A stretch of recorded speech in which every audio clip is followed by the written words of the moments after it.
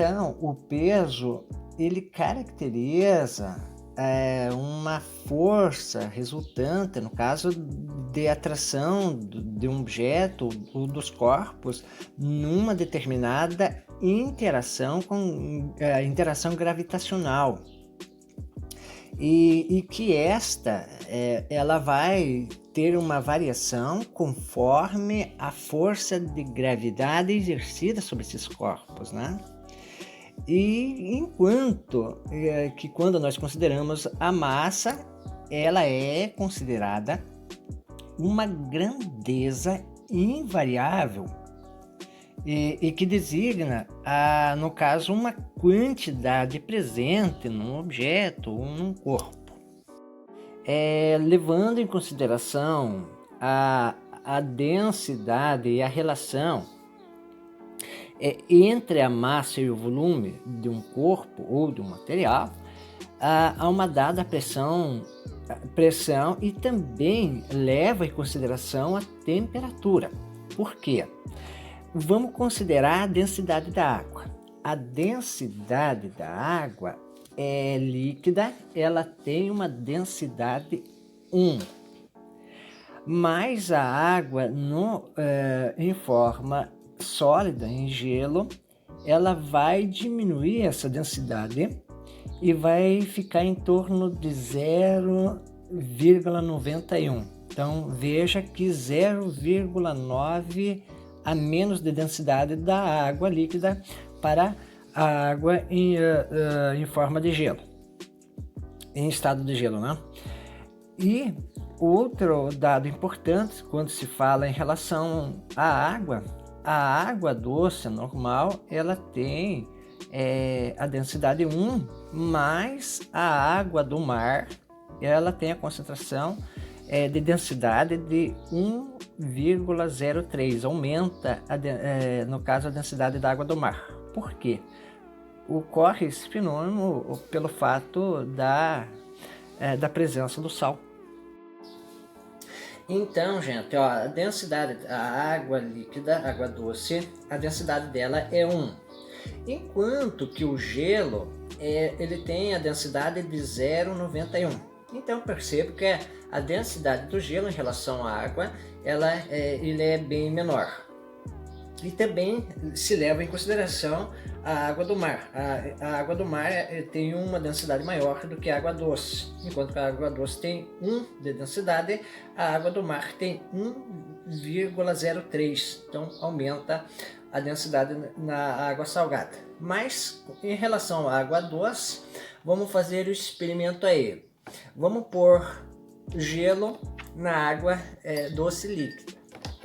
Percebam que boia. Por que boia? Porque a densidade do gelo é menor do que a densidade da água. Fazer um experimento entre a água e óleo.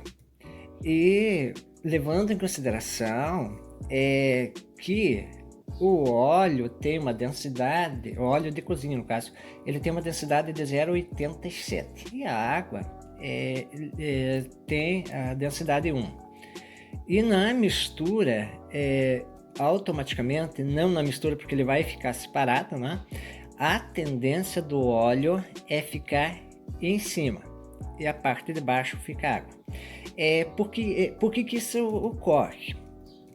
Um dos fenômenos é que a água é um elemento polar, e enquanto que o óleo é apolar.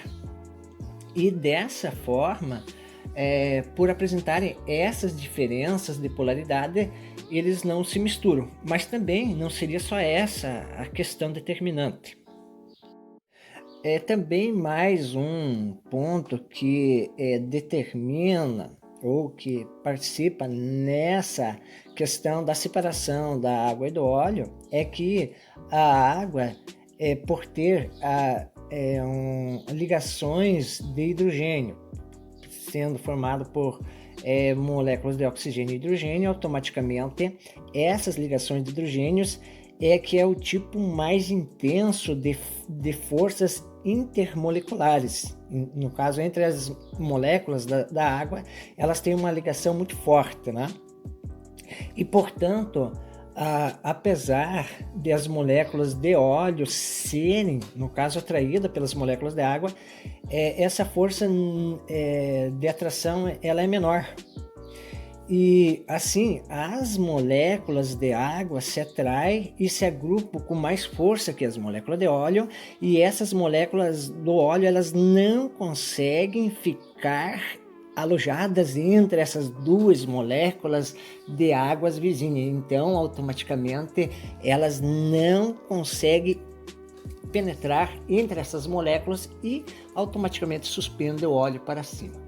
Então, falando em densidades, nós podemos perceber a água líquida 1, é o gelo 0,91, o álcool tem uma densidade 0,8, o petróleo 0,85, a acetona 0,80, o vidro tem uma densidade 2,6, a madeira tem uma densidade 0,5, a prata tem densidade 10,5, o ferro tem uma densidade 7,8, a água do mar 1,03.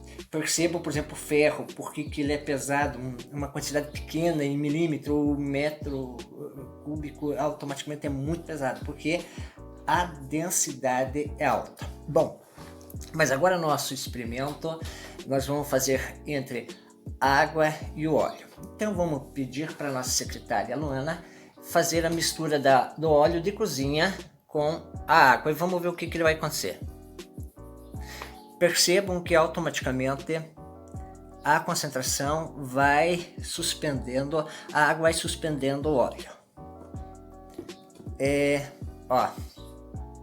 Então tá o óleo aí embaixo, como diz a lei da física, está aqui.